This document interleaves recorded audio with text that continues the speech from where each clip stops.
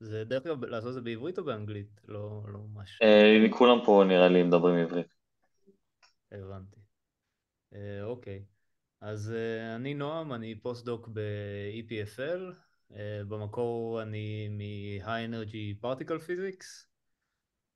ועשיתי איזשהו מסלול שבסופו של דבר הוביל אותי לנסות להשתמש בכלים פיזיקליים כדי להבין בעיות ב-Deep Learning. אז היום אני אדבר על כמה דברים. אני אתחיל בכמה בעיות פתוחות שמעניינות אותי, אם זה, או יש עוד אנשים שחושבים על זה, אשמח לדבר. פשוט איזה סוג בעיות מעניינות מישהו שהוא פיזיקאי. ואז אני אתמקד בדאטה סטים טבעיים, איזה מין תובנות אנחנו יכולים לקבל על דאטה סטים טבעיים מבחינת תכונות אוניברסליות, ואז נדבר על compositionality, זאת אומרת איך אפשר לבנות דאטה ממרכיבים קטנים, ולמה אנחנו חושבים שזה משהו מאוד מאוד חשוב באיך שרשתות לומדות דאטה, או לומדות מדאטה. אז רק כדי שכולם יהיו על אותו עמוד, נדבר שנייה על Fundamentals of Neural Networks. אני הולך לקחת את הגישה של Supervised Learning, זאת אומרת אני חושב שיש איזושהי Data Distribution, אני דוגם איזשהו Finite Sample מתוך ה-Distribution הזה, למשל פה זה כלבים וחתולים, יש לי איזשהו סט של two labels, איזשהם labels שאני קובע שהם מגדירות את התמונות האלה או את האובייקטים האלה, ודאטה סט שהוא וקטור עם output עם label שהם y. אני מבצע איזושהי טרנספורמציה לינארית אפינית על הדאטה סט הזה, זאת אומרת מכפיל אותו במשקולות ומוסיף בייסים, ואז מפעיל טרנספורמציה לא לינארית element wise על הדאטה הזה, עושה את זה שוב ושוב ושוב, ובסופו של דבר לזה אנחנו קוראים רשת. זאת אומרת, מבחינתי רשת היא פשוט שרשור של המון טרנספורמציות לא ליניאריות שהתחילו בטרנספורמציה לינארית על הדאטה. בסופו של דבר הרשת נותנת output, והאוטפוט הזה הוא בעצם פונקציה של הדאטה ושל המשקולות. כשאני מסמן את המשקולות פה בתור ה-W's וכל ה-biases, זאת אומרת תטא זה סט כל המשקולות שלי. אז בשביל לייצר פה איזושהי בעיה מעניינת, אנחנו מגדירים את ה-loss function, שהיא בעצם איזשהו גודל סקלרי שמנסה למדוד כמה ה-true labels רחוקים מה-predictions של הרשת. זה יכול להיות cross entropy, זה יכול להיות MSE, זה לא באמת משנה לצורך הדברים שאנחנו יכולים לדבר עליהם. ומה שמעניין לגביו זה שהלוס הזה, או הגודל הסקלרי הזה, הוא במימד מאוד גבוה, והלנדסקייפ מבחינת המשקולות הוא מאוד מאוד מסובך.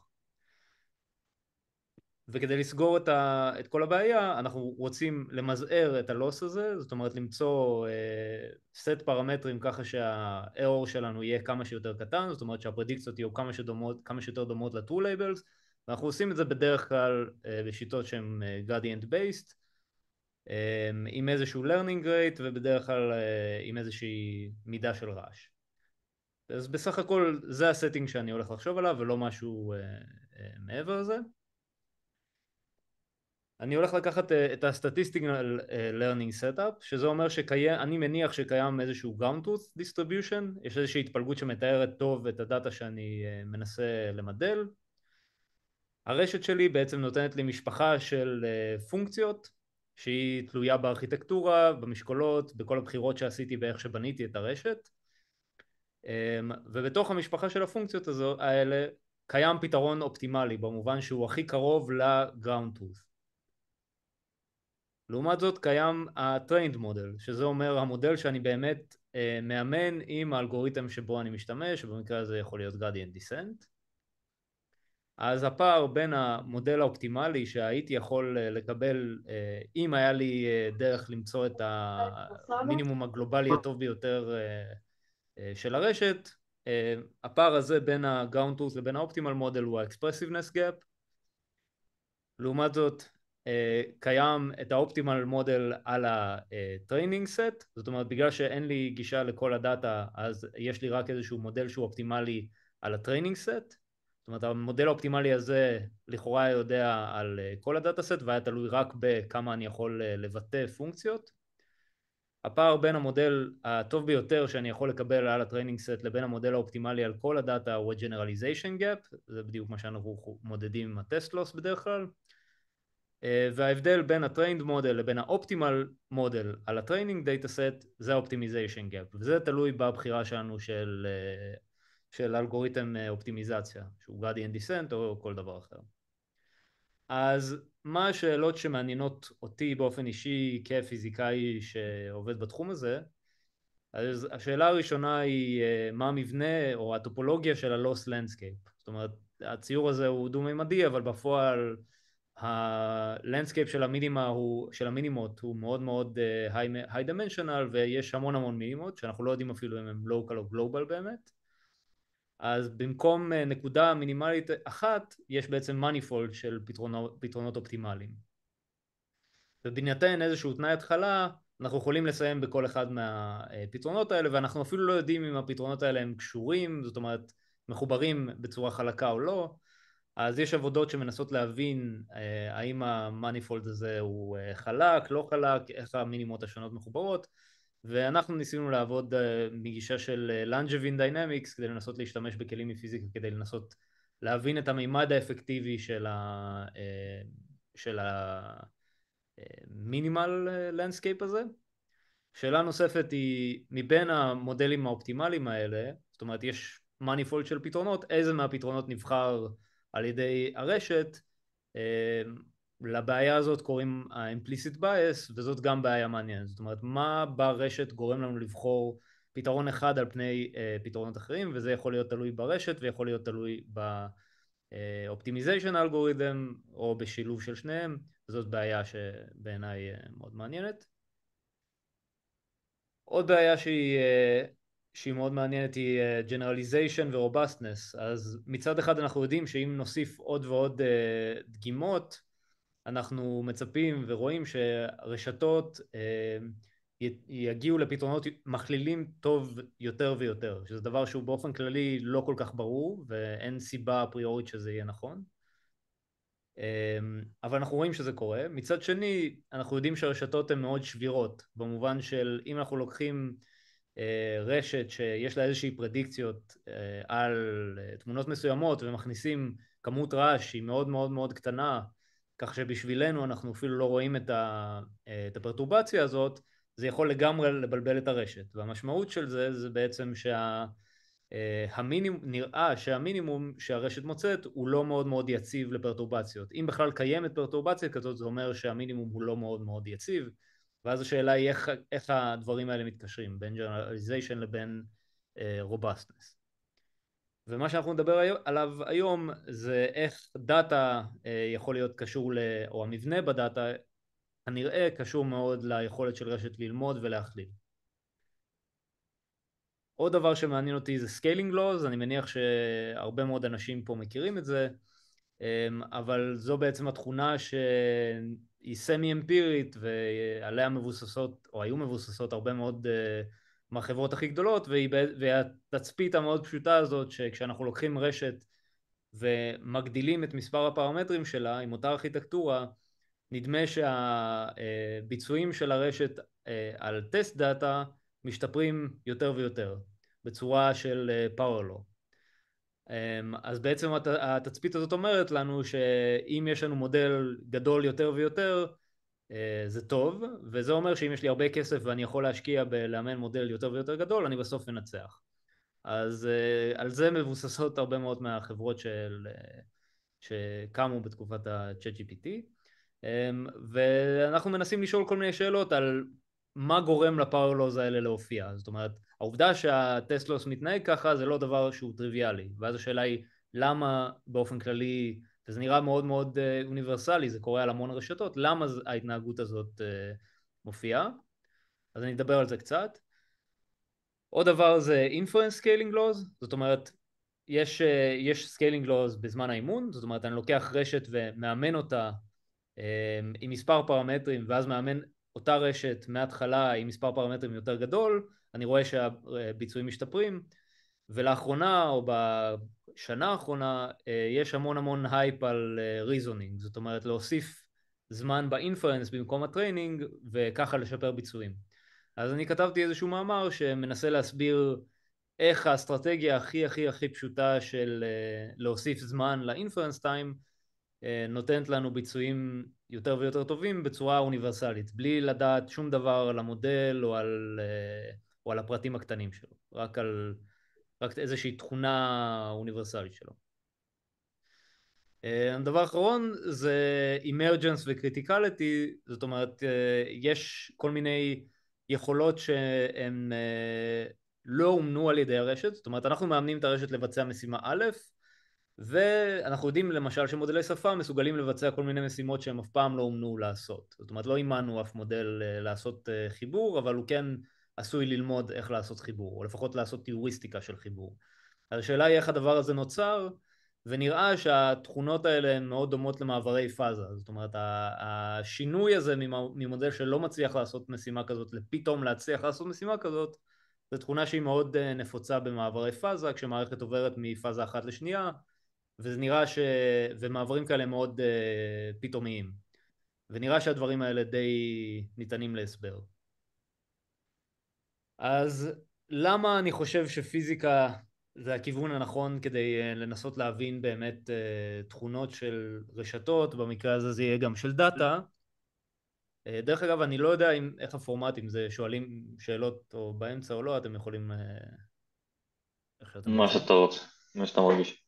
אם בא לכם לעצור אותי זה בסדר ולשאול שאלות, כי בינתיים אני פשוט אמשיך. אז למה אני חושב שפיזיקה זה כיוון מאוד טוב כדי לנסות להבין מה קורה ברשתות מאוד גדולות, או ברג'ימס לפחות שהם או קרובים לקריטיקליטי, או שבהם הרשתות הן מאוד גדולות, או הדאטה מאוד גדול, עם הסט סיבות הבא. כן? אני לא יודע אם זה שאלה. נראה לי הוא בטעות שם מיקרופון, אפשר להשתיק את כולם כזה בפרטיסיפנס. אה, לא יודע. לא, אני שם משתק, בסדר. כן. אז למה פיזיקה?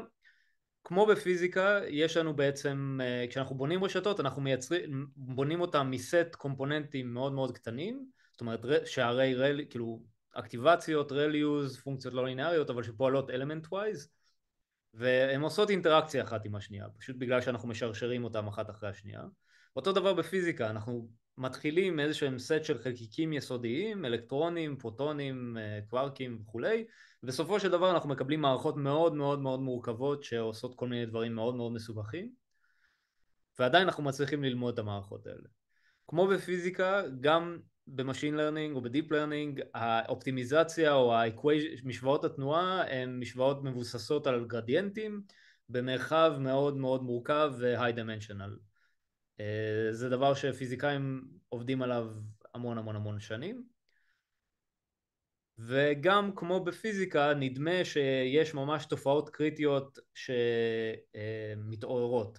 זאת אומרת, הפלוט למעלה מראה לנו איזשהו מעבר פאזה במערכת קוונטית כלשהי, שמראה לנו שקיים איזושהי נקודה קריטית שבה המערכת משנה את עצמה לגמרי ממערכת שהיא לא מסודרת למערכת מאוד מסודרת. והפלוט למטה זה פלוט על רשת שאנחנו מאמנים על דאטה מאוד פשוט, ואנחנו יכולים לנתח אותה בצורה אנליטית מוחלטת, בגבול שיש המון סאמפלס והממד מאוד גבוה, והפלוט הזה צריך להיראות מאוד דומה. זה בדיוק אותה תופעה ששולטת פה, היא אותה תופעה ששולטת פה. פשוט העניין הוא איך להבין את הנקודה הקריטית ומה היא אומרת. אבל מצד שני, פיזיקה היא מאוד שונה מדיפ לרנינג. בפרט בפיזיקה יש לנו הרבה מאוד מדידות, אנחנו יכולים לעשות ניסויים, אבל בדיפ לרנינג יש לנו לכאורה אינסוף מדידות, אנחנו יכולים למדוד את הרשת שלנו בכל זמן, בכל מצב, בלי שום מגבלה. בפיזיקה יש לנו דיוק שהוא דיוק מכשירים או דיוק של התופעה, ובדיפ לרנינג יש לנו דיוק מוחלט נומרי. זאת אומרת, כל עוד אנחנו יודעים שהדיוק שלנו הוא עד דיוק נומרי, אנחנו מבינים הכל על המערכת. בפיזיקה אנחנו חושבים שיש איזה שהם סט של חלקיקים ואנחנו מנסים להוכיח או לשלול קיומם, בדיפ לרנינג אנחנו יודעים בדיוק איך בנינו את הרשת, אז אנחנו יודעים בדיוק מה מרכיב אותה. אנחנו יודעים שפיזיקה היא בעצם בעיה שהיא במימד נמוך. זאת אומרת, אנחנו מתחילים ממספר חלקיקים קטן, זאת אומרת סוג חלקיקים, מספר סוגים קטן של חלקיקים, ומסיימים במערכות סופר מורכבות, אבל זה אומר שבפועל בסוף הבעיה היא מאוד מאוד low dimensional. בדיפ לרנינג אנחנו חושבים שאותו דבר קורה, כי אחרת רשתות לא היו באמת מצליחות ללמוד, אבל אנחנו לא יודעים את זה. והדבר האחרון הוא שבפיזיקה יש לנו priors מאוד מאוד חזקים על התיאוריה. זאת אומרת, יש לנו הבנה תיאורטית מאוד עמוקה שהתפתחה על גבי שנים ושנים, והיא מבוססת באמת על סימטריות ועל כל מיני תכונות שאנחנו חושבים שהטבע מקיים. בדיפ לרנינג יש המון המון המון תיאוריה מהמון כיוונים שונים, ואין שום דבר שהוא מאוד מאוחד ומאוד ברור שאומר, אלה הגדלים שצריך להסתכל עליהם כשאנחנו חושבים על רשתות, אלה המקבילים לסימטריות וכולי. אז בעיניי זה השלב שבו פיזיקאים יכולים לתרום הרבה, של לנסות להבין, אוקיי, מה הפנומנולוגיה שמעניינת ברשתות, ואיך לייצר תיאוריה שתנסה להסביר אותה, כי זה בדיוק מה שקרה בפיזיקה. אז השאלה הגדולה שאני סוג של אנסה לחשוב עליה היום היא מה הופך דאטה בממד מאוד גבוה להיות ניתן ללמידה מדוגמאות, זאת אומרת מספר דוגמאות סופי. זאת שאלה מאוד מאוד גדולה, ובאופן כללי אי אפשר לענות עליה לכל בעיה, אבל נדמה שכמו בפיזיקה המבנה בדאטה טבעי הוא הכרחי ללמידה. אז אם אנחנו חושבים שהמבנה הזה הוא הכרחי ללמידה, מה הם החוקים של הפיזיקה, או מה הם העקרונות שאנחנו צריכים לחשוב עליהם כשאנחנו אומרים שדאטה הוא ניתן ללמידה, או דאטה שהוא טבעי באיזושהי צורה. אז ננסה לענות על השאלה הזאת בכל מיני דרכים. אז אני הולך להתחיל מלחשוב על מודלים של דאטה. אני הייתי רוצה לתאר מודל של ההתפלגות הזאת של הדאטה, שהוא יכול להיות כלבים וחתולים, יכול להיות שפה טבעית, יכול להיות כל דבר אחר. אני יודע שכל הדאטה סטים שלי הם בדרך כלל בממד גבוה, זאת אומרת הם איזה שהם וקטורים בממד גבוה, ואני לא יודע לכתוב את ההתפלגות שלהם בשום מקרה, כי אף פעם לא הייתה לי דרך לראות את תהליך יצירת הדאטה. אני לא יודע לייצר שפה טבעית, ואני לא יודע לייצר תמונות של חתולים וכלבים מאפס. אז מה שאני הולך לעשות זה לקחת את ה-Statistical Learning Approach, שאני מניח שקיימת איזושהי התפלגות שהיא ה-population, זאת אומרת, זו התפלגות של כל השפה, או התפלגות של כל הכלבים והחתולים, ואני אנסה למדל את ההתפלגות הזאת מה-bottom up, ואני אנסה למדל אותה לפי בעצם שני קריטריונים או שלושה. אחד זה learnability, האם אפשר להוכיח שדאטה מסוג מהמודל שאני הולך לתת הוא ניתן ללמידה, וב' כמה הוא descriptive, זאת אומרת כמה התפלגויות שונות אני יכול לתאר עם הדאטה עם המודל שאני ניתן. והדבר השלישי הוא בשבילי הוא analytical simplicity, זאת אומרת כמה קל לי לעשות חישובים ולתת תחזיות אם אני לוקח את זה כדאטה. בסופו של דבר השאלה שאנחנו מנסים לשאול היא איך רשתות לומדות. בשביל להבין איך רשתות לומדות אני רוצה להתחיל מהדאטה. אז מודל אחד שהוא מאוד מאוד טיפשי, אבל הוא מאוד מאוד אקספרסיבי, הוא מודל לא מאולץ בכלל. זאת אומרת, אם אני אומר שיש לי איזושהי התפלגות, וכל המומנטים בהתפלגות הזאת הם לא מאולצים בכלל, ויכולים להיות כל אחד מהם שונה אחד מהשני לחלוטין, אז זה מודל שיתאר כל התפלגות, אבל הוא לא ניתן ללמידה באופן כללי. הוא דורש מספר אקספוננציאלי במימד של נקודות, בשביל שאני אצליח ללמוד אותו. אוקיי? ובגלל שאנחנו עובדים בממד גבוה, המספר הזה הוא לא טרקטבול. אף רשת בעולם לא תצליח ללמוד C10 או דאטה כזה, שהוא מימד 1000, אם אני צריך מספר אקספוננציאלי במימד. אז זה מודל שהוא לא כל כך טוב.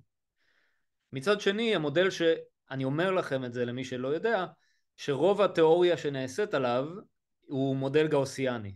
זאת אומרת, להגיד שהדאטה שלי הוא פשוט התפלגות גאוסית עם איזשהו ממוצע ואיזושהי מטריצת קובריאנס. זה דאטה שמאוד מאוד קל לעבוד איתו מבחינה אנליטית, כי אנחנו מבינים טוב מאוד התפלגויות גאוסיות, אבל ברור שהוא לא מתאר דאטה אמיתי. זאת אומרת, הוא מתאר אספקט מסוים בדאטה אמיתי, אבל הוא לא יכול לתאר דאטה, כי דאטה הוא לא גאוסיאני. הדבר השני שטוב בו זה שהוא למיד, זאת אומרת הוא למיד במספר שהוא ריבועי בדוגמאות בלי קשר לממד. זאת אומרת אנחנו רואים שהדבר הזה הוא ניתן ללמידה, ועל כן שווה להתחיל עם זה. אז אני אדבר קצת על דאטה גאוסי ואז אני אעבור. אז כשאני מדבר על דאטה גאוסי למה אני מתכוון? נניח שיש לי תמונות כאלה, אז התמונות האלה הן בעצם, יש לי n samples במימד d, אז במקרה הזה הן תמונות, אז אני, תמונות ריבועיות, אז אני אומר שכל ציר כזה הוא שורש d, ובעצם כל וקטור כזה הוא פשוט וקטוריזציה של התמונה.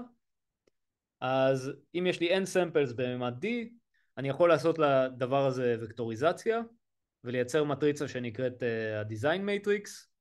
זאת מטריצה שיש לה n עמודות ו-d שורות, והיא בעצם מייצגת את ייצוג אחר של הדאטה שמאבד את המידע הגיאומטרי באיזושהי צורה, אבל הוא עדיין מכיל את כל המידע על הקורלציות בין הדאטה. אז אני יכול פשוט לחשב את הממוצע על המטריצה הזאת, זאת אומרת לקחת את המטריצה ולהכפיל אותה בטרנספוז ולחלק במספר הדוגמאות, ואני אקבל את ה-covariance matrix שמתארת לנו את הקשר בין פיקסל i לפיקסל j עבור כל התמונות האלה בצורה וקטורייזד שלהם. מסתבר שהמטריצה הזאת היא די מעניינת. למה היא מעניינת? כי רשת לינארית למשל, נניח אם הייתי עושה linear regression על הדאטה הזה, כל מה שהיא הייתה יכולה ללמוד זה מידע שמוכלל ב-covariance matrix.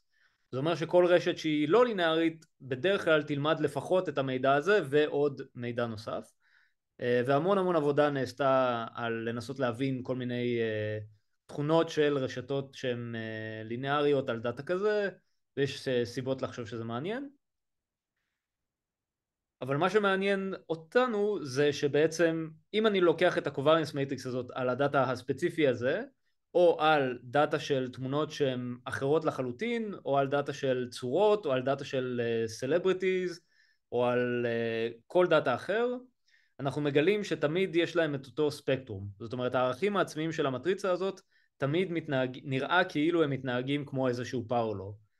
אז אנחנו רואים שבאמת יש פה דעיכה של הערכים העצמיים, זאת אומרת אלה הערכים העצמיים וזה האינדקס שלהם, ואנחנו רואים שהם דועכים בלוג לוג פלוט כמו איזשהו חוק חזקה עם איזשהו אקספוננט אלפא, והאקספוננט אלפא הזה הוא הדבר היחיד שמפריד בין כל הדאטה סטים השונים האלה, וזה די מעניין כי זה אומר שיש פה איזשהו משהו אוניברסלי, משהו שלא תלוי בפרטים הקטנים, לא תלוי בכלל בעובדה שיש לי דאטה שהגיעה ממקורות מאוד שונים, ועדיין יש פה איזושהי תכונה שהיא משותפת לכולם.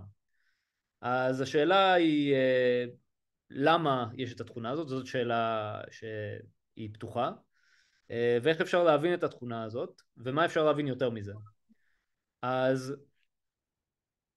אני עכשיו פשוט אגיד לכם משהו, מי שיודע את זה יודע, בפופוליישן לימיט, זאת אומרת אם היה לי הרבה יותר דוגמאות מממדים, אז למטריצה הזאת לא היו שום ערכים עצמיים מנוונים.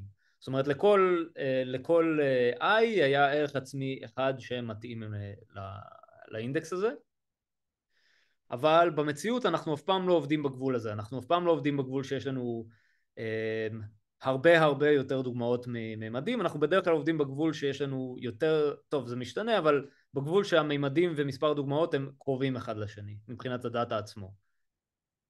ולגבול הזה, הגבול הזה נקרא empirical limit, וזה הגבול שבו הדאטה נראה כמו מטריצה אקראית. אז פה מה שאני מראה זה את ערכי האנרגיה של איזושהי מערכת של גרעינים מאוד מסובכת, שאנחנו לא יודעים לתאר בצורה אנליטית, אבל אם מודדים רואים שיש לה את כל הפיקים האלה. אם אנחנו מסתכלים על הפיקים האלה ומנסים לראות מה ההתפלגות של הפיקים האלה, אנחנו מקבלים התפלגות מאוד נקייה, שנקראת ויגנר-דייסון דיסטריביושן. זה ההתפלגות האדומה הזאת. אותה התפלגות אפשר לקבל בדיוק אם לוקחים פשוט מטריצה אקראית שנקראת ווישארט מטריקס עם קובריאנס פשוט.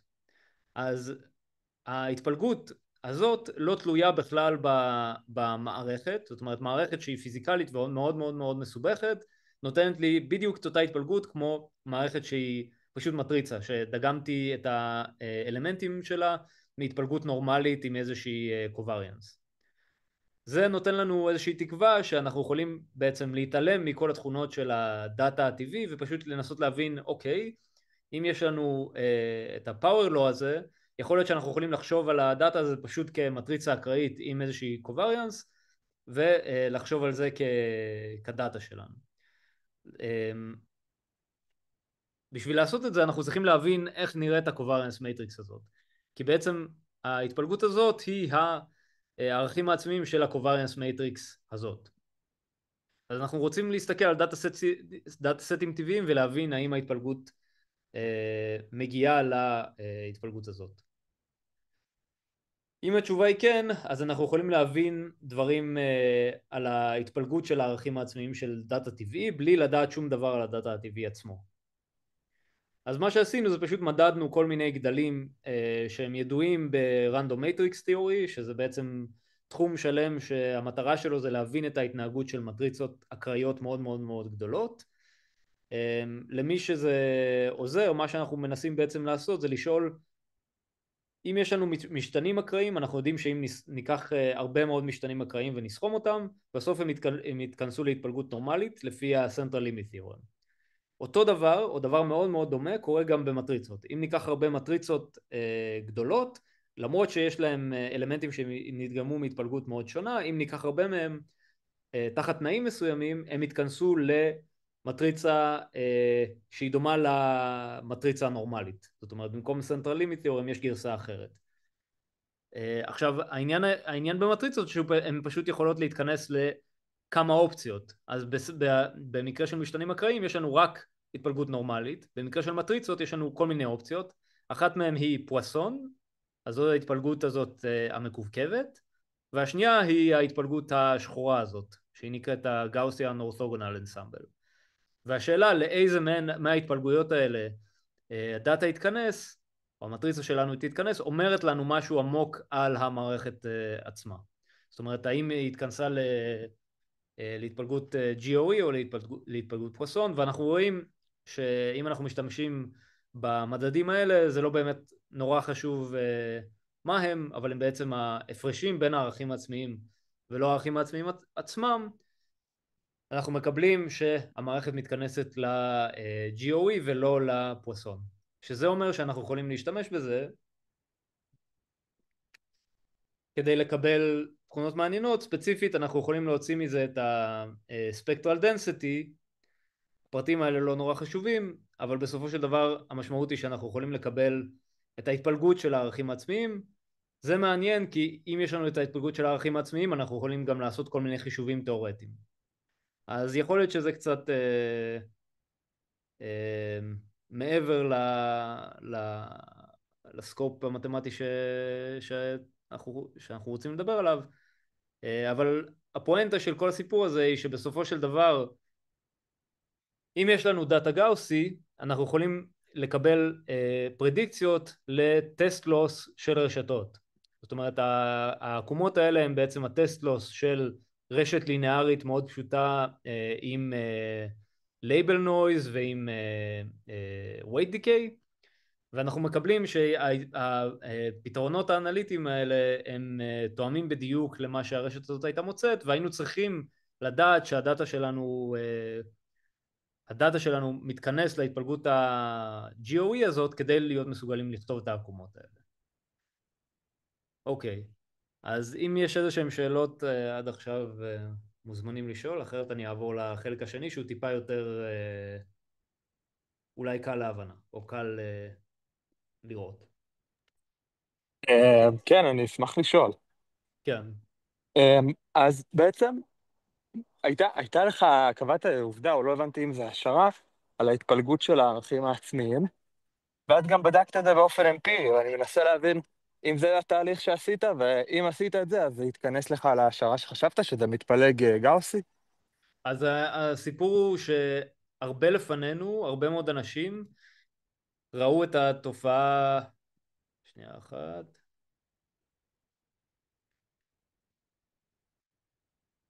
הזאת. זאת אומרת, הסתכלו על ערכים עצמיים של דאטה, ראו שהוא מתנהג כמו פאוורלו, ואז השתמשו בזה בשביל לחזות את הטסט לוס של רשתות מסוימות. אנחנו רצינו לשאול, א', האם התצפית הזאת היא באמת נכונה לכל דאטה סט טבעי שמסתכלים עליו, והתשובה נראית שכן, שזה בכלל לא משנה מה הדאטה הזה, כמעט תמיד יתנהג ככה. והשאלה השנייה היא, הרבה מאוד האנשים ראו את ההתנהגות הזאת של הערכים העצמיים, אבל לא באמת הסתכלו על ההתפלגות שלהם. זאת אומרת, פה אני פשוט מראה את הסידור שלהם, אבל זה לא ההתפלגות. זאת אומרת, זה לא ה-P של למדה. כדי להבין את ה-P של למדה צריך באמת להבין את ה-local statistics. זאת אומרת, האם הדאטה מתפלג כמו GOE, זאת אומרת האדום, או כמו פואסון שזה הירוק. אפריורית לא ידענו איזה, אז היינו צריכים פשוט להשתמש בכלים האלה שנקראים level spacing ו-R statistics, שהם כלים ידועים ב-random matrix theory. השתמשנו בהם על המון דאטאים וראינו שזה תמיד מתכנס לאותה התפלגות, וזה מעניין, כי זה פשוט אומר לנו שלא מצאנו דאטה שמתכנס לקלאס השני, וזה בדיוק הסטייטמנט על universality. זאת אומרת, יש כמה classes של universality, כמה התפלגויות שדאטה היה יכול להתכנס אליהם, ונראה שדאטה טבעי תמיד מתכנס לאותה אחת. וזה נחמד, כי עכשיו אנחנו יכולים להגיד שדאטה באמת נראה כמו גאוסי. זאת אומרת, עד המומנט השני שלו, אפשר באמת לשכוח מזה שדאטה הוא מעניין ויש לו כל מיני תכונות אחרות, אפשר לחשוב עליו פשוט כהתפלגות גאוסית. וזה דבר שהוא לא טריוויאלי, הוא לא ברור מאליו. זה הפואנטה. תודה. אוקיי, אז אם עוברים... אפשר גם שאלה לפני שעוברים הלאה? כן, כן. אז הדיזיין מטריקס, אם תחזור איזה שקופית או שתיים אחורה, הוא משום מה מזכיר לי טרנספורמר של בליפ או קליפ שעושים לתמונות, אבל זה בלי טנשן, נכון? אין פה... הטנשן הוא QB ב-X, נכון? אז הוא XXX. במקרה הזה זה XX טרנספוז, אבל זה כאילו, אתה יודע, אתה יכול לחשוב על זה כ-Q ו-K שהם היחידה. כאילו, אני מחשב את כן, הטנשן... בדיוק, יש רק את הקווירי. כן, אבל אני מסתכל רק על דאטה כרגע, אין לי רשת אפילו. אני רק חושב על הדאטה ומנסה להבין מה אני יכול להוציא ממנו. אוקיי, תודה רבה. אוקיי. ואפשר עוד שאלה אחת? כן. על איזה דאטה בדקתם את הדעיכה של הערכים עצמיים? זה רק על תמונות או שלקחתם כמה סוגים? במקרה הזה בדקנו את זה על תמונות, אבל גם הסתכלתי בנפרד, כאילו זה פשוט לא בעבודה הזאת, אבל הסתכלתי גם על שפה שהיא לא תלויה, כאילו בדקתי טוקנייזיישן שונים, הסתכלתי על שפה וגם שם יש תמיד את הפאולו, גם אנשים אחרים ראו את זה, את הפאולו הזה בשפה טבעית. הסתכלנו גם על, אני יכול להראות עוד משהו אחד שהוא קצת שונה, לא שמתי את זה פה, לא משנה. הסתכלנו גם על מערכות פיזיקליות, ושם דווקא רואים דברים קצת מעניינים, כי לפעמים יש כמה פאוולוז, זאת אומרת רואים דעיכה כזאת, אבל אז היא נשברת לדעיכה אחרת. כאילו יש כל מיני מקרים כאלה, ואנחנו אפילו, אז זאת שאלה מאוד מעניינת, איך מעקרונות בסיסיים, מהאפס, אתה יכול לייצר דאטה שיהיה לו התנהגות כזאת. זה לא כזה פשוט. זה כאילו, זה די מפתיע שדאטה נראה ככה. וואלה, אוקיי. אתה יכול אז רק לשלוח את המאמרים שבדקו את זה על טקסט? כן, אפילו המאמר, טוב, זה יהיה בזה, אבל אני יכול גם לשלוח, אפילו המאמר הזה, מלוני וקפלן, כל אלה, מלוני בפרט, יש שם ממש פלוט שמראה לך על דאטה וויקי טקסט למשל. אבל אתה יכול לבדוק את זה אפילו בעצמך, אתה תראה שזה מתנהג ככה. זה נורא קל. אוקיי, תודה. אוקיי, אז מה שראינו בינתיים זה שיש איזשהו גאושיאן יוניברסליטי בדאטה אמיתי. זאת אומרת, זה לא באמת משנה מה הדאטה, נראה שיש שם תכונות אוניברסליות, שתלויות רק בקורלציה בין פיקסלים או בין פיצ'רים, שהם אפילו לא תלויות בגיאומטריה או בכל מיני תכונות אחרות, אבל הן מעניינות רק עד לרמת ה-2-point function, רק עד רמת המומנט השני בהתפלגות. עכשיו אנחנו יכולים לשאול את השאלה שהיא מתבקשת, אוקיי, אז זה על גאוסי, אבל מה קורה כשהדאטה והוא באמת לא גאוסי? זאת אומרת, איך אנחנו מנסים למדל דאטה בצורה שנוכל להוציא ממנו איזה שהן תובנות, כשהוא כבר, אנחנו יודעים שהוא לא גאוסי, ולנסות לתפוס יותר מזה. אוקיי, אז פה אז רק שנייה משהו כאן בבקשה. כן, אוקיי, אני חושב שפה התבלבלתי שנייה אחת, כי הבנתי ממך לפני שנייה שכל הדאטה שבדקתם הוא כן גאוסיאני. אולי לא הבנתי נכון? לא. כל מה שעשינו זה בדקנו את ה-XX טרנספוז. וזה דאטה אמיתי, אני פשוט לוקח את הדאטה, מסדר אותו בצורה של שורות, מחשב מטריצה על הדאטה הזה, פשוט x טרנספוז, בודק את הערכים העצמיים שלו ומסתכל על ההתפלגות של הערכים העצמיים ורואה שהיא מתאימה להתפלגות שהייתה נדגמת מהתפלגות גאוסית אם הייתי לוקח מספר דגימות סופי ממנה. זה התובנה. תסביר את זה בבקשה שוב, הבנתי, מה פירוש שההתפלגות נראית כמו זאת שהייתה, לא הבנתי, תסביר בבקשה שוב. יש את הדאטה? כן, מסכים? אוקיי. כן. אני יכול לקחת כל תמונה ולהפוך אותה לוקטור? נכון, אני יכול לעשות מטריצה של d by n. נכון, עכשיו אני יכול לקחת את המטריצה הזאת, להכפיל אותה בטרנספוז שלה ולקרוא לה קובריאנס. נכון, עכשיו אני יכול למצוא את הערכים העצמיים של הקובריאנס הזאת. נכון, עכשיו יש להם את הסקיילינג שזה נחמד, אבל אני יכול גם לשאול איך נראית ההתפלגות של הערכים העצמיים. אם נכון. היה לי אינסוף דאטה, אז הסקיילינג היה תופס גם את ההתפלגות, כי פשוט לכל נקודה היה ערך עצמי אחד. אבל בגלל שיש לי מספר סופי של דגימות, כמו שמה שהיה קורה אם הייתי לוקח דגימות מהתפלגות גאוסית, במקום תמונות יפות כאלה הייתי פשוט לוקח דגימות מהתפלגות שהיא ממש גאוסית, אבל מספר סופי, מחשב את הקובריאנס הזה ושואל איך נראים הערכים העצמיים שלו, אני טוען שאנחנו מגיעים לאותה מסקנה, שדאטה אמיתי, הקובריאנס שלו נראה כמו דאטה שהוא היה גאוסיאני ופשוט הייתי דוגם מספר דגימות סופי ממנו, וזה הדבר המפתיע. אז זו הנקודה שאני רוצה להבין, אתה אומר, ואיך אתה יודע שלא גאוסיאני באמת? כי הוא לא, הנה, הוא לא גאוסיאני. זה דאטה גאוסיאני לא יכול לייצר לך תמונות כאלה. למה? סליחה שאני לא מבין את זה, למה לא? אוקיי, אז תנסה לייצר תמונות, קשה לי קצת אפילו לנסות להסביר את זה. כי מה דאטה גאוסי יודע לעשות? הוא רק יודע לייצר קורלציה בין פיקסל I ופיקסל J. זה כל מה שדאטה גאוסי יודע לעשות, הוא לא יודע לעשות שום דבר מעבר לזה. בתמונות האלה, זה ברור שאם אני יודע משהו על פיקסל I ופיקסל J, זה ייתן לי עוד מידע אם אני אחשב את הקורלציה בין פיקסל I, J ו-K. זאת אומרת, אם אני לוקח 3 פיקסלים, אני יודע יותר מאשר אם אני לוקח 2 פיקסלים. נכון. זה אומר שגאוסיאן לא יכול לתאר את הבעיה הזאת. כי צריך להיות מומנט שלישי שהוא לא טריוויאלי. גם אם אני אעשה את זה לדאטה ממומנט רביעי עם 4 נקודות, אני אלמד משהו יותר מעניין. גם אז דאטה גאוסי לא יודע לייצר את זה, וכן הלאה. זה פשוט ברור מתוך המבנה הזה. אפילו אתה יכול לעשות ניסוי, תבחר איזה מטריצת קובריאנס שאתה רוצה, ותייצר ממנה דגימות, ואז תהפוך אותם לתמונות. אתה תראה שהתמונות פשוט נראות לך כמו בלובים כאלה. הם אף פעם לא יצליחו להיראות לך כמו דאטה שיש לו כל כך הרבה מבנה. זה פשוט לא תכונה של...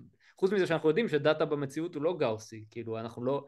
אם דאטה במציאות היה גאוסי, היה נורא קל לעשות Machine Learning, כאילו Deep Learning. לא היינו צריכים Deep Learning, היינו פשוט פותרים את כל הבעיות. אוקיי. אז זה הטענה. אוקיי. אז החלק השני, אני מקווה שיהיה זמן, זה לדבר על מעבר לגאוסיאניות. אז מה אני חושב, או מה אנחנו ננסה להגיד? אז בפיזיקה אנחנו אוהבים לקחת את הצורה האידיאלית ביותר של בעיה ולנסות לפתור אותה, נכון? או שאני אומר לכם, נניח יש לנו איזושהי התפלגות של מטענים, אוקיי? יש לי כל מיני מטענים חשמליים, לומדים את זה אפילו בתיכון נדמה לי, ואני שם אותם באיזשהו פיזור. ואני רוצה לשאול מה הפוטנציאל החשמלי שאני ארגיש אם אני מאוד מאוד רחוק מההתפלגות הזאת.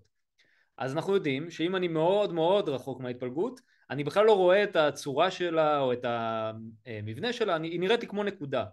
אז באותה מידה אני יכול לשכוח שיש פה התפלגות ופשוט לחשוב על זה כמטען נקודתי. וזה בדיוק התרומה שאנחנו מקבלים פה. מצד שני, אם אני מתקרב אליה, אני מתחיל לראות שיש לה כל מיני פרטים, ואני אתחיל לראות אולי פה יש התפלגות קצת יותר גדולה של מטענים, ופה קצת פחות וכולי, ואז אני אחשוב על זה כדיפול. זאת אומרת, יש קצת יותר פלוס וקצת יותר מינוס פה, אז זה ייראה לי כמו משהו שהוא טעון פלוס מינוס כזה, וזה ייתן לי את האיבר הזה. וככל שאני אתקרב יותר ויותר, אני אדע יותר ויותר פרטים על המערכת הזאת. ובפיזיקה זה בא ביחד עם סימטריה. זאת אומרת, ככל שאני יותר רחוק, יש יותר סימטריה. כי אם אני מאוד מאוד מאוד רחוק מהמטענים האלה, הם נראים לי כמו נקודה. נקודה היא נורא סימטרית, כי אני יכול להסתובב סביבה מכל כיוון, ואני לא אראה שום דבר שונה. אם אני מתקרב יותר, זה פתאום נראה לי כמו פלוס מינוס, אבל יש ציר מועדף. אז אני כבר לא יכול להתחיל להסתובב איך שאני רוצה, יש פחות סימטריה. וככל שאני אתקרב יותר, אני אאבד סימטריות. אז זה אומר שיש לנו עיקרון שקשור לאיך אני מתאר את המערכת. אז מה שאני הולך לטעון זה בעצם יש לנו את המודל הגאוסיאני של דאטה מאוד מאוד מאוד פשוט, שהוא כמו המטען נקודתי. מצד שני יש לנו התפלגות כללית לחלוטין שהיא באמת הייתה מתארת את כל הפרטים הקטנים בתוך ההתפלגות המטענים הזאת, ואת זה אני לא יכול למדל באמת. ואנחנו רוצים לשאול מהי הפיתוח מולטיפולים הזה עבור דאטה, או במילים אחרות מה העיקרון שאנחנו צריכים לחשוב עליו כדי לבנות תיאורים יותר ויותר טובים של דאטה. אם בפיזיקה זה היה סימטריות, בדאטה אמיתי אין לנו סיבה לחשוב שזה סימטריות, כי דאטה אמיתי הוא לא סימטרי, זה צריך להיות משהו אחר. אז מה אחד העקרונות לפחות שאנחנו חושבים? אז עיקרון אחד שאנחנו חושבים עליו זה compositionality ו-hierarchy. אז למה אני מתכוון? נניח ואנחנו לוקחים תמונה כזאת ואנחנו מעבירים אותה דרך רשת קונבולוציה. היא תתחיל ללמוד כל מיני פילטרים וכל מיני תכונות מעניינות של הדאטה, והייצוגים האלה הולכים להשתנות ככל שאני אזוז ברשת. אז אם אנחנו נאמן רשת כזאת ונתחיל להסתכל קרוב לאינפוט, אנחנו נראה שהייצוגים הראשונים שהיא לומדת הם פשוט כל מיני edges, כל מיני edge detectors כאלה, נראה כל מיני קווים אלכסוניים בכל מיני זוויות. אם נלך יותר רחוק מהאינפוט נתחיל לראות textures או כל מיני דפוסים מעניינים. אם נלך עוד יותר רחוק אנחנו נתחיל לראות חלקים, נתחיל לראות עיניים או נתחיל לראות שפתיים או כל מיני אובייקטים כאלה. ואם נלך ממש קרוב לשכבה האחרונה שבה היא הכי אבסטרקטית, שמנסה לעשות את הפרדיקציות של הרשת, אנחנו נתחיל לראות אובייקטים מלאים. זאת אומרת נתחיל לראות כלב או משהו שנראה כמו כלב או בן אדם או כל מיני דברים כאלה. זה גורם לנו לחשוב שבעצם איך שהרשת בונה את הייצוגים שלה היא בצורה היררכית כזאת. זאת אומרת היא קודם בונה edges, היא מחברת את ה-edges כדי לייצר patterns, ואז מחברת את ה-patterns כדי לייצר עיניים וככה ממשיכה, עד שבסוף היא מקבלת איזשהו אובייקט מאוד, מאוד מופשט, אבל הוא היה בנוי מאותו סט של low level features, של הפיצ'רים עם הייצוג הכי פשוט נקרא לזה, או הכי נמוך, או הכי קרוב לאינפוט. אז ההיררכיה הזאת נמצאת במשקולות ובאקטיבציות של רשתות קונבולוציה מאומנות. יש גם את ההיררכיה הזאת בצורות אחרות במודלי שפה, אבל לא בצורה של edge detectors, אלא בצורה של קונטקסטים שונים. וזה נראה שהתכונות האלה הן באמת די אוניברסליות.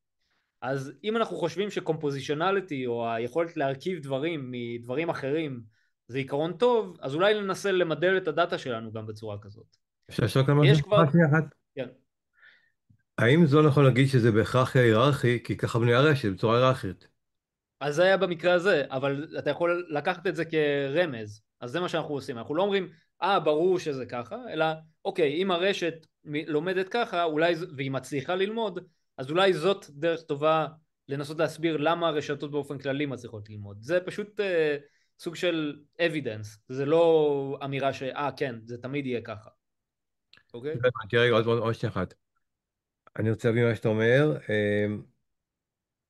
אוקיי, אתה תיארת במקרה הקודם איך נגיד מאדג'ים אתה מגיע למשהו מאוד מאוד מורכב. כן. אז אמרתי, אתה מגיע לזה, היות וככה בנית את הרשת. יכול להיות שאם הייתי בנית את הרשת של קפיצות משורה ראשונה לתשיעית והלוך חזור בצורה כזו רנדומלית, אז זה לא היה קורה. כלומר, לכן אני לא מבין מזה, מהאופן שהרשת, מה שאני, אוקיי, אני אמקד את השאלה. לקחת מודל מסוים, שהוא מודל היררכי, וקיבלת תוצאה היררכית. אבל זה לא מקום על הדאטה, זה רק אומר משהו על המודל שהשתמשת בו. למה זה אומר משהו על הדאטה? אני ברור בשאלה?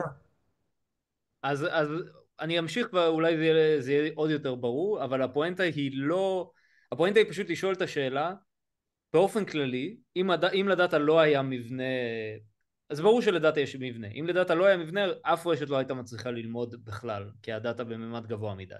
כן. העובדה שרשת מצליחה ללמוד, זה אומר שהיא הצליחה למצוא מבנה בדאטה.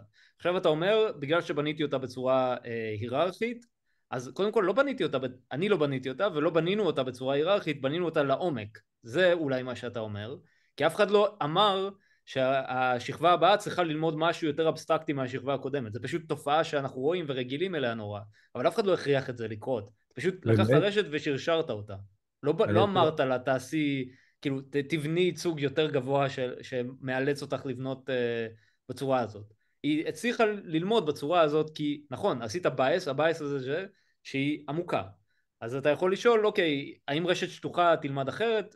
אנחנו יודעים שזה נכון, שהיא תלמד הרבה יותר גרוע, למשל. אז אני שוב לא אומר שכל דאטה חייב להיות ככה, אני רק אומר שבגלל שאנחנו רואים שהייצוגים שהרשת, כשניתן ללמוד ככה, היא לומדת ככה, כנראה זה אומר משהו על הדאטה, כי היא למדה מהדאטה את הייצוג הזה, היא לא למדה מדאטה אקראי ייצוג כזה, למשל. אני מבין מה אתה אומר, ואני צריך שנייה לחשוב באמת, האם ייתכן שרשת שבנויה מודולרית כמו Deep Learning, היא יכולה עקרונית ללמוד משהו לא היררכי, שזה מה שאתה טוען, אני צריך לחשוב על זה שנייה. לי היה ברור באמת שזה טוטולוגיה, שדיפ לרנינג... אז זה לא. אז זה לא, אוקיי. אז זה לא. אז אוקיי, בוא נמשיך, ואולי דברים, תחשוב על זה עוד קצת, ואולי זה יהיה עוד יותר מסודר. אז העניין הזה של latent compositional structure, שיש איזשהו מבנה יותר אבסטרקטי ופחות אבסטרקטי, הוא לא חדש. זאת אומרת, בשפה טבעית זה קיים מתחילת המחקר בערך של שפה, ואנחנו יודעים שלמשל לגרמר יש מבנה כזה, כי בנינו אותו ככה. זאת אומרת, אנחנו יודעים שחייב להיות קודם שאנחנו מייצרים נושא, נשוא וכולי, וככה אנחנו בונים משפטים. אנחנו יכולים לייצר ממש עצים היררכיים כאלה של גרם. יש גם עבודות שמנסות לייצר את אותו דבר עבור תמונות, זאת אומרת לעשות pattern theory, לנסות להבין איך מ-edges אפשר להתחיל לבנות דברים יותר ויותר מופשטים. ואנחנו רוצים לשאול, אוקיי, אולי זה קיים, אולי התכונה הזאת באמת קיימת בדאטה, אנחנו לא יודעים, כי אין לנו דרך לגשת לתהליך ייצור של הדאטה, בשביל להבין את זה עד הסוף היינו חייבים לייצר בעצמנו את הדאטה. אז דבר ראשון זה שאנחנו רוצים לשאול האם אפשר לבסס שיש כזה מבנה בדאטה סטים שונים, ושתיים, זה סוג של התקווה, האם יש איזושהי דרך שהיא דאטה דריבן, שלא תלויה במה שאנחנו יודעים על הדאטה, כדי להוציא את המבנה הזה, או כדי לעשות את המבנה הזה ברור לנו באיזושהי צורה. אז בשביל לעשות את זה אנחנו נשתמש בדיפיוז'ן מודלס. אנחנו היינו רוצים להיות מסוגלים לגשת לתהליך יצירת הדאטה. אין לנו דרך לגשת לתהליך יצירת הדאטה, אז מה שאנחנו ננסה לעשות זה להגיד, אוקיי, אם נאמן מודל דיפוזיה ממש ממש ממש טוב, הוא יצליח ללמוד איך לייצר תמונות כאלה מרעש אקראי, ואולי זה ייתן לנו דרך להבין האם יש מבנה היררכי כזה או לא באיזושהי צורה. אז בואו ננסה לעשות את זה. אז רק כדי שיהיה ברור למה אני מתכוון כשאני אומר מודל דיפוזיה, אני פשוט מתכוון שיש לי forward backward process, אני לוקח איזושהי תמונה שנדגמה מההתפלגות שמעניינת אותי, בממד מאוד גבוה, ואני הייתי רוצה לדגום תמונות חדשות מההתפלגות הזאת. אז אנחנו יודעים שדרך אחת לייצר דגימות מההתפלגות הזאת היא באמצעות diffusion models. אז בעיקרון הבעיה ש-diffusion models מנסים לפתור היא, יש לי התפלגות בממד גבוה, אני לא יודע איך לדגום ממנה, מצד שני אני יודע איך לדגום מגאוסיאנים, זה ממש קל לדגום מגאוסיאנים, אז היה נחמד אם היה לי דרך לקחת התפלגות בממד גבוה, לקחת דגימות ממנה להעביר אותם להתפלגות גאוסיאנית, ואז לדעת את המיפוי ההפוך. זאת אומרת, לייצר דגימות גאוסיאנית ולמפות אותם אחורה להתפלגות שמעניינת אותי. אז יודעים שאפשר לעשות את זה באמצעות Langevin Dynamics, שזה בעצם אומר לקחת סט דגימות כזה, להוסיף לו רעש בצורה איטרטיבית לפי המשוואת הדיפוזיה הזאת, שבעצם מנסה לקחת את ההתפלגות להתפלגות של רעש אקראי, גאוסיאני, ובגלל בגלל שהמשוואה הזאת היא הפיכה בזמן, אפשר להראות שאפשר באמת גם לדגום מההתפלגות הזאת, בתנאי שאנחנו פשוט יודעים מה הפוטנציאל ההפוך, או מה שנקרא הסקור. הסקור הזה הוא בדיוק הגרדיאנט של לוג ההתפלגות ב-forward direction. זאת אומרת, כל מה שאני צריך לעשות זה ללמוד איך ההתפלגות זזה כשהתחלתי מפה וסיימתי פה. ברגע שאני יודע את זה, אני יודע להשתמש בה כדי לדגום אחורה. אז רשת שלמדה את הסקור הזה בצורה ממש טובה, היא תהיה רשת שבעצם למדה איך לקחת רעש ולהפוך אותו לדאטה, ואיך לקחת דאטה ולהפוך אותו לרעש. אז זה דבר שידוע ושאפשר לאמן רשתות לעשות את הפעולה הזאת, ובעצם אנחנו נשתמש ברשתות האלה כדינויזרס. אנחנו פשוט נגיד שאימנו רשת מאוד מאוד טובה על המון המון המון דוגמאות, נראה שהיא מייצרת דוגמאות טובות, ואז נגיד אוקיי, הדיפיוז'ן מודל הזה למד את ההתפלגות של הדאטה בצורה מסוימת, והוא למד איך לייצר דגימות ממנו. אז אם יש לנו דינויזר טוב כזה, אנחנו עכשיו יכולים לשאול מה הוא למד. אם אנחנו מניחים שהוא באמת למד את ההתפלגות של הדאטה, הוא באמת למד את כל הקורלציות המעניינות, ואם הוא למד את זה, אז אנחנו יכולים עכשיו לנסות לחקור איך העץ שההתפלגות הזאת מייצגת, אם עץ כזה קיים, נראה. אז מה עשינו? אוקיי? מה שעשינו זה בעצם לקחת דגימות, למשל תמונות של כלבים כאלה, להוסיף להם רעש, אבל לא המון רעש. זאת אומרת, לקחת אותם איזשהו צעד בתהליך הפורוורד, לעצור, לקחת את הדינויזר שהוא מאומן כבר, ואז להוריד את הרעש. פשוט לבקש מהרשת לייצר לנו דגימה בהינתן תנאי ההתחלה הזה. אז מה שאנחנו רואים זה שעבור רעש קטן, הכלבים חוזרים להיות עצמם. זאת אומרת, באופן לא מפתיע, התמונה חוזרת להיות מאוד דומה לעצמה, אבל אנחנו רואים שיש קצת הבדלים. בפרט הצבע העיניים של הכלב הזה השתנה, והפה של הכלב הזה נפתח. זה אומר לנו שבעצם ה-high level features, אם אנחנו רוצים לחשוב על זה ככה, זאת אומרת הקונספט האבסטרקטי שזו תמונה של כלב לא השתנה, אפילו העובדה שזה אותו כלב לא השתנה, אבל איזשהו low level feature, זאת אומרת תכונה שהיא מאוד מאוד לא מופשטת, של הכלב הזה כן השתנתה.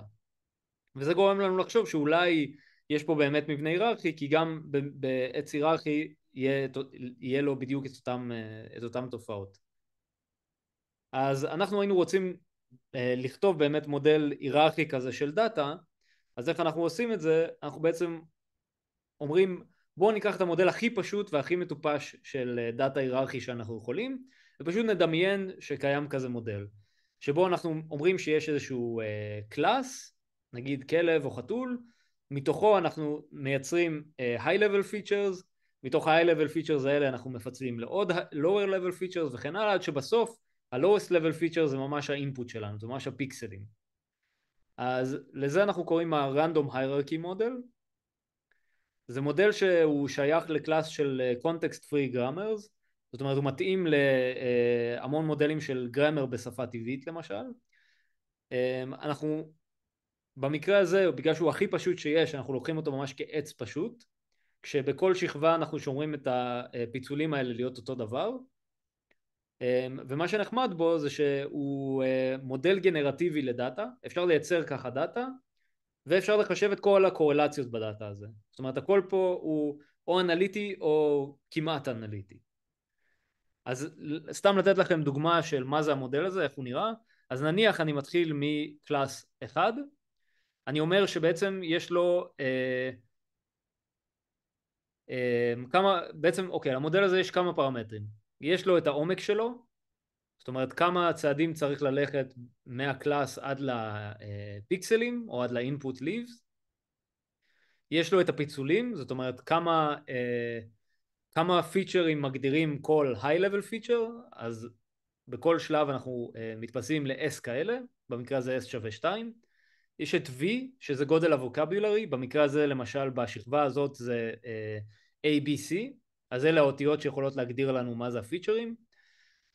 ויש לנו את M, שזה מספר הסינונימס, זאת אומרת, כמה בחירות אנחנו יכולים לעשות בכל שלב כזה בעץ. אז למשל דאטה אחד, נקודת דאטה אחת בודדת, היא תהיה למשל אחד הולך לבחירה אקראית מבין שלושת אלה, אז A, B, A, A או C, A, אז במקרה הזה נגיד A, B, ואז A צריך לעשות בחירה אקראית מבין שלושת אלה, B צריך לעשות בחירה אקראית מבין שלושת אלה, ואז D שוב יעשה בחירה אקראית מבין שלושת אלה, ו-E יעשה בחירה אקראית מבין שלושת אלה. וכן הלאה, עד שבסוף אנחנו מסיימים עם הסיקוונס הזה. זה אומר שעכשיו יש קשר מאוד ברור בין כל פיקסל ולפיקסל, כי הוא תלוי בבחירות שנעשו בשלבים הקודמים. וזאת דרך לייצר היררכיה בצורה מאוד מאוד מאוד פשוטה.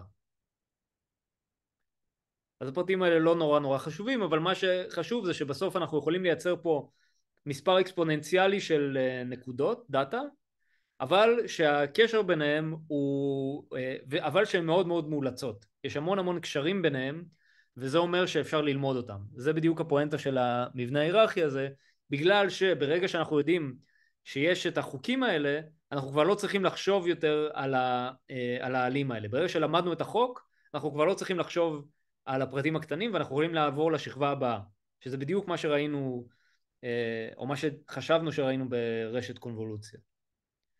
אז מה שנחמד בדאטה הזה זה שהוא מצד אחד מאוד מאוד דסקריפטיב, הוא יכול לייצג המון סוגים של התפלגויות, מצד שני אפשר להוכיח שהוא ניתן ללמידה במספר פולינומיאלי של דוגמאות, זאת אומרת הוא לא דורש מספר אקספוננציאלי, וזה בדיוק בגלל שיש פה עץ וצריך ללמוד רק את החוקים, לא ללמוד את כל הקורלציות האפשריות בין כל פיקסל אפשרי, והוא ניתן לניתוח אנליטי, זאת אומרת אפשר לעשות איתו פרדיקציות. אז מה אנחנו נעשה? אנחנו ננסה לטעון שהדאטה שלנו, זאת אומרת התמונות של הכלבים והחתולים, הם בעצם מיוצגים על ידי עץ היררכי כזה, אוקיי? ואז נעשה את אותו ניסוי של ה-forward backward process, זאת אומרת להוסיף קצת רעש ואז לעשות denoising, ונשאל מה אנחנו מצפים שנקבל.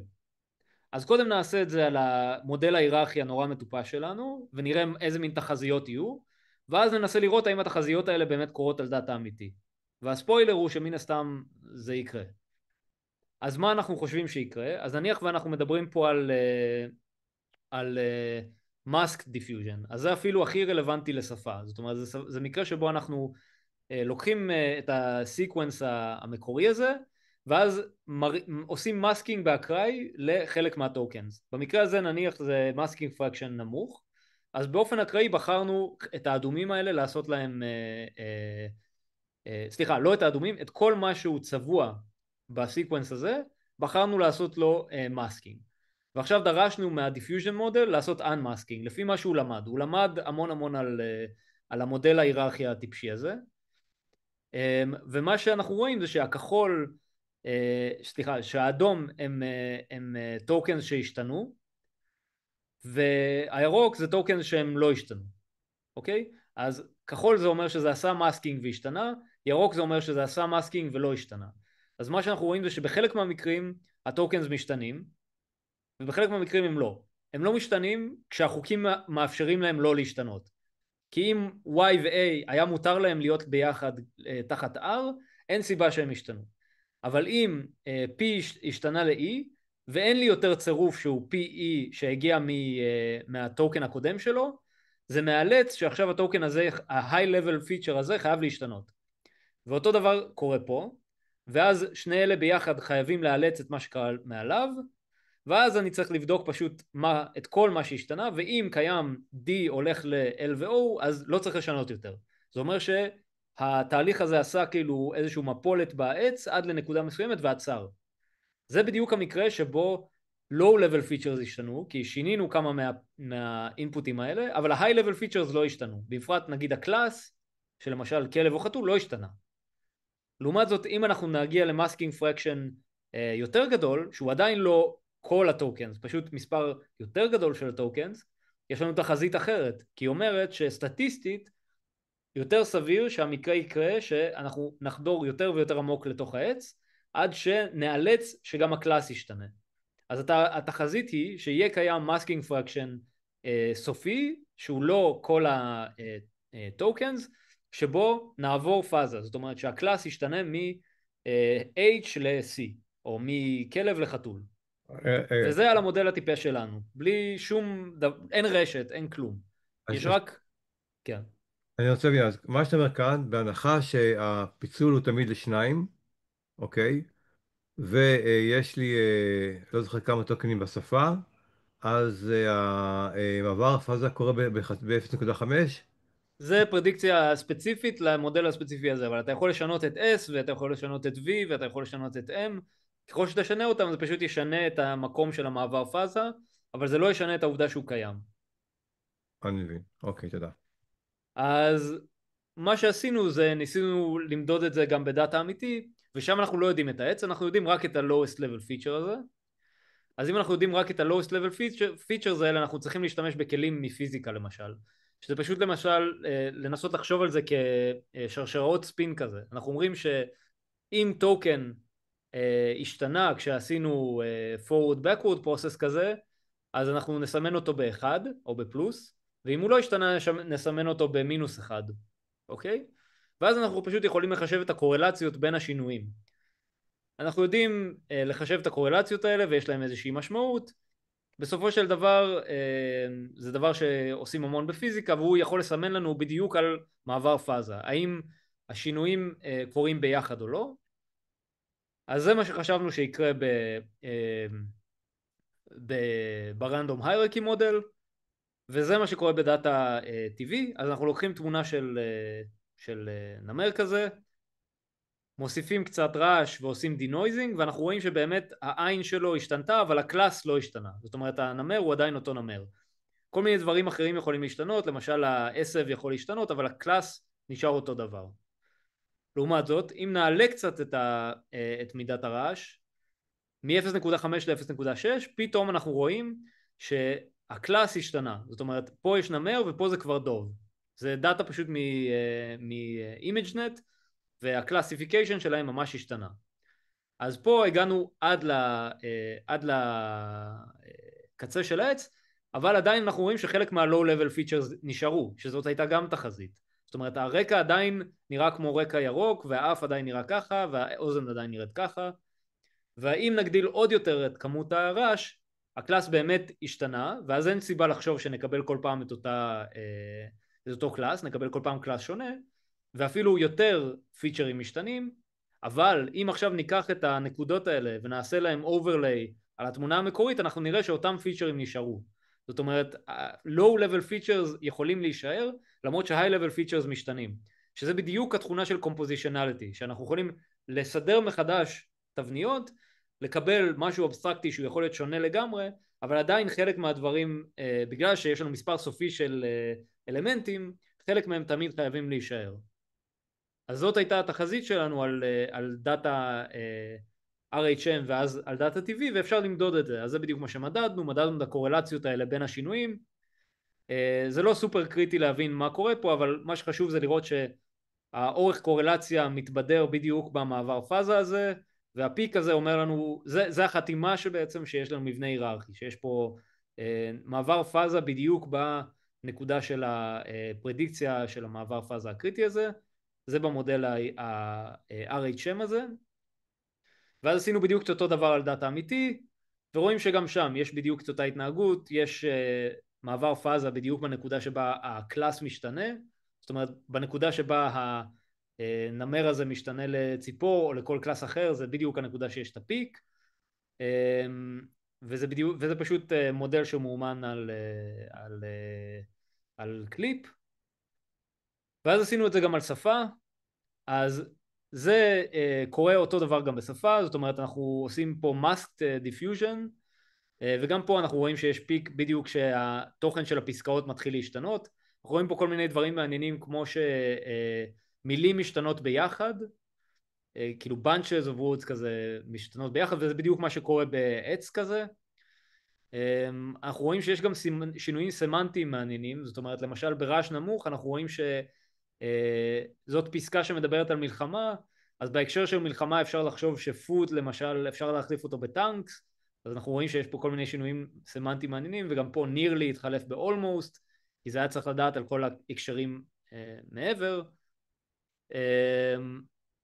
ואז ניסינו לעשות את הניסוי הזה גם על מודלים יותר חזקים, אז המודל שהראיתי עכשיו זה היה איזה מודל language diffusion חלש יחסית, מאז היו קצת יותר חזקים, וראינו שככל שאנחנו לוקחים מודלים יותר ויותר חזקים, הם לומדים יותר ויותר על העץ הזה. זאת אומרת, החתימה של המעבר פאזה הזה היא נהיית יותר ויותר חדה. למרות שבשפה אין לנו בדיוק מושג מה זה אומר המעבר פאזה הזה, כי בתמונות זה מאוד ברור לראות שכלב משתנה לחתול. בשפה זה בכלל לא ברור מה המשמעות של פסקה שהשתנתה למשהו אחר. אז שאלה מעניינת איך אפשר לייצר מידע סמנטי מתוך המעבר פאזה הזה. אם אפשר למדוד עוד דברים כדי לנסות להבין יותר ויותר טוב את המבנה ההיררכי הזה. רק שנייה אחת. לפני שאמרת שאתה לא יכול לזהות, רגע, אז לא הבנתי איך מדדת מעבר פאזה בשפה, אם אתה לא יכול לזהות את זה. שנייה. ככה. המדידות האלה הם ספין צ'יינס. לא אכפת לי בכלל שזה שפה או שזה תמונה או שזה מה שלא תרצה. אני מגדיר פשוט שינויים. האם משהו השתנה או לא השתנה. אוקיי. ובפיזיקה לא אכפת לי כבר אם זה ספין או אם זה מגנטי או אם זה מה שלא תרצה, איזה גודל שאתה לא תרצה, כל עוד היה בו שינוי ואני יכול לתאר אותו בצורה של שרשרת ספינים כזאת, הפרטים כבר לא משנים, אז עשינו בדיוק את אותו דבר.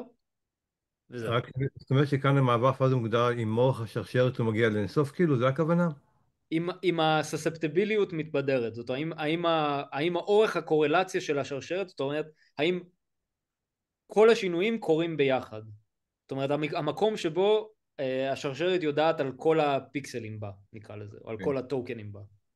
רק דבר קטן אחד, למה אתם קוראים לזה זמן, טיים? כי אנחנו משווים בין רעש לבין דיפוזיה. זאת אומרת, ה-forward process הוא התקדמות בזמן, ואפשר לחשוב עליו כהתקדמות רעש גדל זה כמו זמן גדל, תחת איזשהו מיפוי. אוקיי. אז ככה אנחנו... אפשר... כן. כמה רחוק הולכת האנלוגיה הזאת לפיזיקה? זאת אומרת, אם אני מסתכל על מערכת פיזיקלית, אני מסתכל על דיאגרמת פאזות של מערכת פיזיקלית, אז קודם כל הפרמטרים של הדיאגרמת פאזות, אם זה whatever, דיאגרמת PV, אז יש להם איזה משמעות, אז האם פה יש משמעות לצירים של דיאגרמת הפאזות, והאם אתה רואה דברים שאפשר לפעמים לראות בדיאגרמת פאזות, כמו, לא יודע, נקודה משולשת, אזורים שהם לא מוגדרים בין פאזות, דברים כאלה. כן, אז זו שאלה ממש טובה, אבל העניין הוא שבשביל... אנחנו עשינו את המדידה הכי פשוטה שאפשר לעשות, אפשר בטוח לעשות דברים יותר מעניינים. בשבילנו, אז הצירים פה הם מאוד ברורים, זאת אומרת, פה זה רעש, זאת אומרת, פרמטר הסדר שלנו זה הרעש אם אתה רוצה, אבל הוא קשור בדיוק לאורך הקורלציה, כאילו, יש פה פשוט את אורך הקורלציה, ואם אתה רוצה אתה יכול לחשוב על זה לגמרי כמערכת ספינים, זאת אומרת, יש פה מגנטיזציה. לצורך העניין זה ממש הסידור של הספינים, האם המערכת מסודרת או לא מסודרת, וזה ממש כמו לנסות לחשוב על מעבר ממוליך למוליכה למשל, זה קורה בכל מעבר כזה. אז מבחינתנו כל מה שחישבנו זה פשוט מתי האקספוננט הקריטי של קורלציה מתבדר. אתה יכול לחשב אקספוננטים קריטיים אחרים למשל, ולא עשינו את זה. זה כל מה שרצינו לשאול. אתה שואל אם יש עוד נקודות מעניינות או אם יש עוד פרמטרים מעניינים. אנחנו לא שולטים בהרבה דברים פה. אז במקרה הזה אנחנו כאילו סוג של שולטים רק אם אתה רוצה רק בטמפרטורה. יש לנו רק ציר אחד. אתה יכול לנסות לשאול, אוקיי, בוא נעשה קורס גריינינג לתמונות למשל. היינו יכולים לעשות אותו דיפיוז'ן פרוסס, רק שאנחנו עושים קורס גריינינג לרזולוציה של התמונות, האם היינו רואים דברים אחרים, כאילו אלה סוג השינויים שאנחנו יכולים לעשות. אם יש לך עוד הצעות אנחנו יכולים לחשוב על זה, אבל פה זה באמת היה רק לשלוט על הטמפרטורה, נקרא לזה. תודה. אוקיי, אז זה קורה גם בשפה, כמו שאמרתי, וככל שהמודל יותר ויותר חזק, אנחנו באמת רואים חתימה יותר חזקה, וקוראים פה כל מיני דברים מעניינים, שזה עוד סוג של פרלימינרי, ועכשיו אנחנו מנסים להבין את זה. השאלה הגדולה באמת תהיה, האם אנחנו יכולים מתוך האובזרבציה הזאת לנסות לעשות reverse engineering לעץ? האם אנחנו בהינתן שפה טבעית, או אפילו רק שפה שהיא נכונה גרמטית, האם אפשר לשחזר את ה-parsing trees שהיו מתקבלים מלינגוויסטיקס? האם האם diffusion model כזה לומד ככה, או אחרת? זה שאלות שאנחנו מנסים עכשיו לענות עליהן, כי זה יכול אולי ללמד אותנו מה באמת, איך באמת מתנהגת שפה טבעית מצורה סטטיסטית, בלי שום biases, אין לנו שום ידע מוקדם על שפה, רק מלעשות סטטיסטיקה ולנסות לחשב כל מיני גדלים על הדאטה, האם אנחנו יכולים להוציא מידע מעניין. אז אני אסכם פשוט, למדנו כל מיני דברים אוניברסליים על דאטה, ניסינו להראות שגישה גאוסית מתארת טוב את הדאטה ברמה מסוימת, וראינו שנדמה שקומפוזיציונליטי והייררכי הם עקרונות שאולי הם עקרונות מנחים בלחשוב על דאטה סטים טבעיים, ואולי זאת באמת הסיבה, או אחת מהסיבות לפחות, שרשתות מצליחות ללמוד גם high dimensional data. פשוט העובדה שיש כל כך הרבה אילוצים שמגיעים מאיזשהו עץ היררכי כזה. אז זהו, תודה רבה. תודה רבה נועם, היה מעולה. אם למישהו יש שאלות אתם מוזמנים לשאול. אפשר לשאול? בטח, בטח. אוקיי. כשדיברת על כאילו למדוד בנו, כשמדדתם את השינוי בקלאס בשפה, באיזה מטריקה למדידה של כאילו מרחק סמנטי השתמשתם? אז בוא, אנחנו ממש לא משתמשים, זה העניין, שאנחנו עדיין לא עשינו שום שאלות שהן שואלות על מרחק סמנטי, פה זה היה ממש token distance, אז ברמה של יש לי פשוט את כל הטוקנס מסודרים כאילו edit distance כאילו.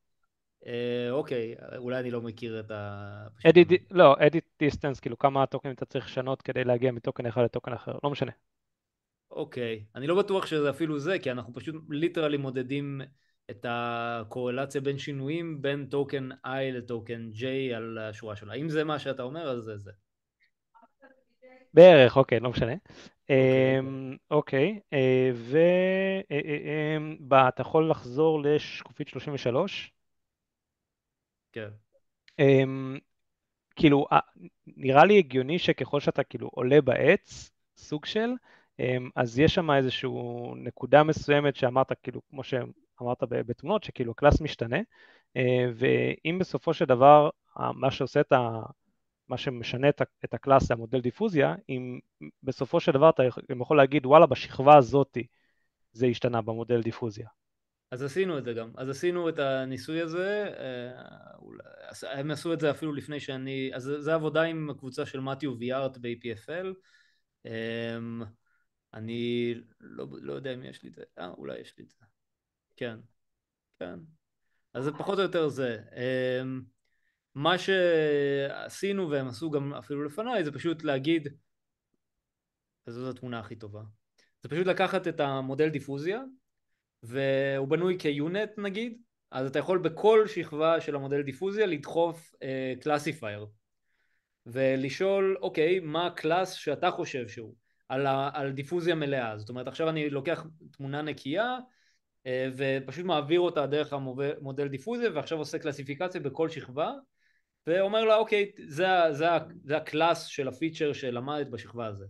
ואז אני עושה את ה-forward backward process ומראה את התמונה החדשה שלי, שהיא למשל התמונה של אתה יודע, ההבדל, התמונה הזאת, שהיא נמר אבל עם עיניים טיפה שונות, ואז אתה יכול לשאול האם הקלאס שאתה חושב הוא overlapping עם הקלאס שהתמונה הנקייה הייתה. זאת אומרת, האם הפיצ'ר שהיה קיים בשלב הזה בתמונה הנקייה הוא אותו פיצ'ר שיש גם בתמונה ה-denoised, ורואים שבאמת השינויים האלה זה בדיוק השינויים של low level versus high level. אז השינויים הקטנים האלה, העובדה שיש חוסר הסכמה ברעש קטן על ה-low level features, האדומים זה מה שהכי קרוב לכניסה, אז הם, כמו שאמרנו ברשת קונבולוציה, אנחנו חושבים עליהם על lowest level features, אנחנו רואים שהם משתנים, יש overlap שהולך וקטן איתם, ואז ככל שאנחנו הולכים יותר עם רעש יותר גדול, אחרי ה-class transition, אז דווקא ה-class overlap הוא ה-class overlap מאוד נמוך, כי באמת החלפנו class, אבל ה-low level features הם יותר גדולים מה-class overlap, שזה אומר שיש low level features שהם עדיין נשארו, שזה בדיוק הפואנטה הזאת של... שיש כאילו צמתים יותר חשובים ופחות חשובים, כאילו. כמה למעלה עלית בעץ, כאילו. שגם זה וגם שחלק מה-low level features יישארו גם אם עלית עד סוף העץ, כי הם עדיין מותרים במסגרת החוקים, ואם הם מותרים במסגרת החוקים אז הם לא ישתנו. אז זה בדיוק הפואנטה הזאת שהנקודות האלה למשל לא צריכות להשתנות. אני יכול לשנות את כל העץ בלי לשנות את הנקודות האלה. אז זה בדיוק סוג הדברים שקורים, וממש אפשר להסתכל עליהם, ממש לדחוף, אתה יודע, תתי רשתות בתוך ה-diffusion model ולראות בדיוק מה השתנה. אז בשפה עוד לא עשינו את זה, אבל זה משהו שגם שם אנחנו רוצים לעשות. אוקיי, ושתי שאלות אחרונות, יש איזושהי קורלציה לצורך העניין, מצאתם איזושהי חוקיות לקלאסים מסוימים שמשתנים בשכבות מסוימות, ואם פשוט כאילו, אני לא יודע אם אני מבין פה את הצירים נכון, אבל כאילו זה נראה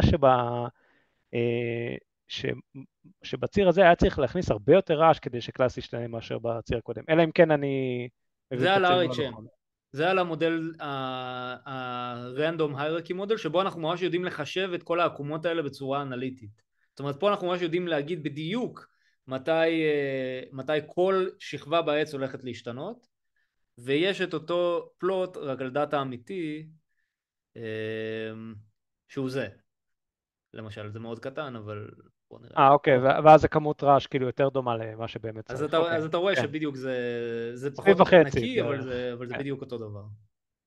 כאילו האובזרבציה הזאת שיש את הקרוס אובר הזה, זה דבר שלא קיים אם אין לך את הקומפוזיציונליטי הזה, והעובדה שיש לך באמת קודם ה-low level features משתנים ואז הם נשארים, וקודם ה-high level features נשארים ואז הם משתנים, זה בדיוק הפואנטה הזאת שיש לך עץ. אז זה הסיגנצ'ר. אוקיי, המון תודה, זה היה ממש מעניין. עוד משהו?